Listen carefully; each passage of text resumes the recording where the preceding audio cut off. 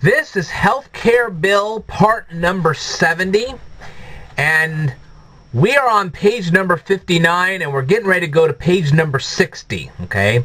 Now, this one says funding limitations. Now, on this, I'm going to shift you back over here. All right. Let's shift it all over here, because I want you to see this. This one we don't need a big translation on. Okay?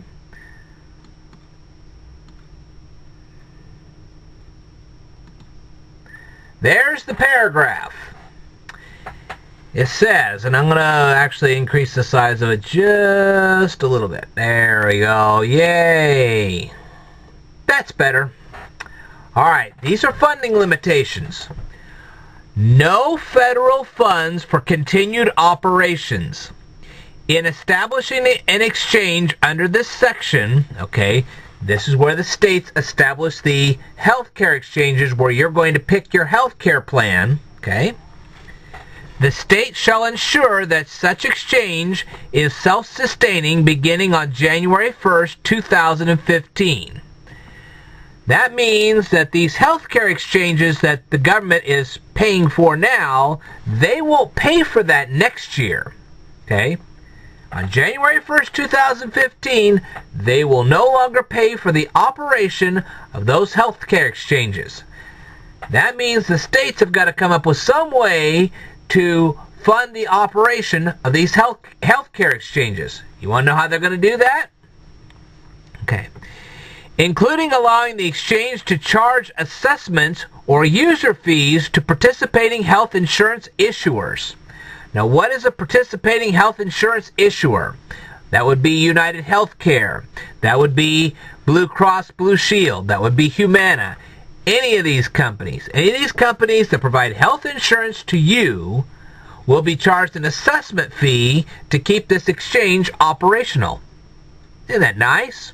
Well, what do you think is going to happen when those healthcare companies get charged this assessment fee? Well, they're going to put the assessment fee and they're going to make you, the person buying the insurance, pay for that. You think they're going to pay for that? Not hardly. Or to otherwise generate funding to support its operations. In other words, these state exchanges could sell advertising. You would see a whole bunch of advertising on their websites because the advertising revenue would pay for the website to continue its operation. Isn't that nice? Okay. Oops. Prohibiting wasteful use of funds. In carrying out activities under this subsection, an exchange shall not utilize any funds intended for the administrative and operational expenses of the exchange for staff retreats, promotional giveaways, excessive executive compensation, boy that's a load, or promotion of federal or state legislative and regulatory modifications. In other words, these federal funds are to be used strictly to keep the website operational, not so that they can give perks to all of their staff. Consultation. An exchange shall consult with stakeholders relevant to carrying out the activities under this section, including healthcare consumers who are enrollees in qualified health plans. So in other words, that would be like you and I, the ones who are being insured. Individuals and entities with experience in facilitating enrollment in qualified health plans. These would be your insurance agents. Representatives of small businesses and self-employed individuals. So in other words, that would be your employer. State Medicaid offices. That's pretty self-explanatory. Advocates for enrolling hard-to-reach populations. Not sure what that means. Alright.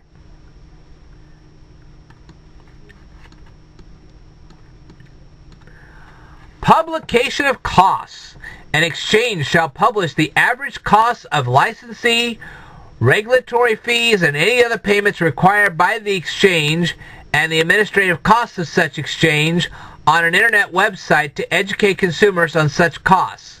Such information shall also include monies lost to waste, fraud, and abuse.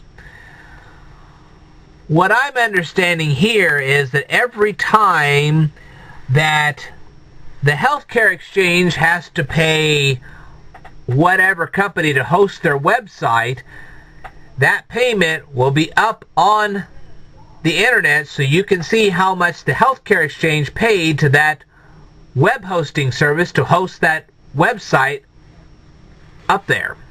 That's what I'm thinking anyway. And for you who are still confused by what I mean by that, okay, it'd be sort of like, let's say you were a rock band and you had a great big poster and you paid X and Y company to hang your poster on their wall so that people could see it, and then therefore they would go to your concert. Okay? Well, whatever money that rock band paid to that company to hang their poster in their company, okay, that would be posted on the internet type thing. Okay? So, you kind of get the idea there. Certification in general, an exchange may certify a health plan as a qualified health plan if such health plan meets the requirements for certification as promulgated by the Secretary under subsection C1.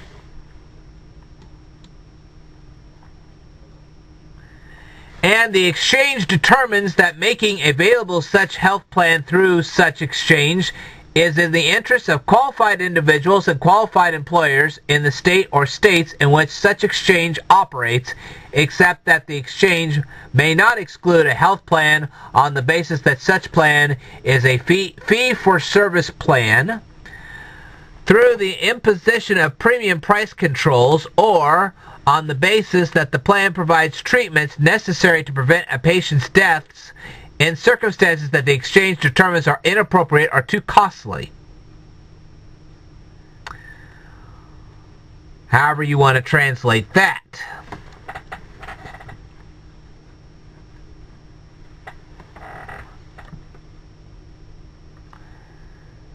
Alright. I'm thinking here, how would we translate this? Well, okay, if the health care plan provides a treatment which is necessary to prevent a patient's death, but the exchange does not agree with the treatment that is being covered, then the health care plan cannot be excluded from the exchange because of it. Okay? And let's say that the health care exchange doesn't agree with the cost of such a treatment.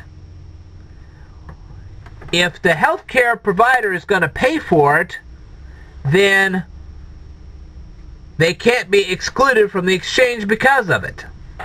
Okay? Premium considerations. The exchange shall require health plans seeking certification as qualified health plans to submit a justification for any premium increase prior to the implementation of the increase. Such plans shall prominently post such information on their websites. The exchange may take this information and the recommendations provided to the exchange by the state under Section 2794B1 of the Public Health Service Act relating to patterns or practices of excessive or unjustified premium increases into consideration when determining whether to make such health plan available through the exchange. The exchange shall take into account any excess of premium growth outside the exchange as compared to the rate of such growth inside the exchange, including information reported by the states. Alright, now as for Section 2794B1, we will probably cover that in a later video. What they're basically saying is that if a health insurance provider, such as United Healthcare, Aetna, Blue Cross Blue Shield, or even Humana, if they decide to increase their premiums, in other words, the money you pay to them to have this health insurance in the first place, then the insurance provider, which would be Humana or some of these other companies that I just mentioned, they would have to present a document to the exchange explaining why they're having their premiums go up. And if the exchange agrees with this premium increase, they'll keep that particular company on the exchange. If they don't, they'll knock that company off the exchange. So when you're hunting for health insurance, you're not going to find that company on that exchange. Whew, that's a lot of information there. But anyway, we are now on page number 61. And I will tell you more in a future video, so stay tuned.